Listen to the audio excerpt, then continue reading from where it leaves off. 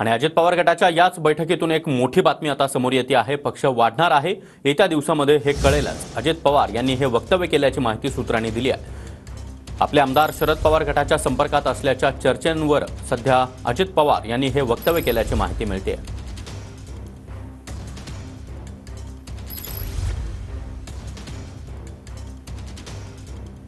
तर देवगिरीवरील बैठकीमध्ये अजित पवार यांनी आमदारांना काही सूचना केलेल्या आहेत। पक्ष वाढणार आहे, कसं ते येत्या दिवसामध्ये कळेलच, असं वक्तव्य अजित पवार यांनी या बैठकीत केल्याची माहिती सूत्रांनी दिली आहे। काही आमदार शरद पवार यांच्या संपर्कात असल्याच्या चर्चांवर अजित पवार यांनी हे वक्तव्य केलं आहे। विधानसभेला सगळ्या घटकांना विश्वासात घ्या अशा सूचना देखील अजित पवार यांनी आपल्या आमदारांना दिल्या। आदिवासी, मुस्लिम आणि मागासवर्गीय समाज यांना विश्वासात घ्या अशा सूचना देखील अजित पवार यांनी दिल्या।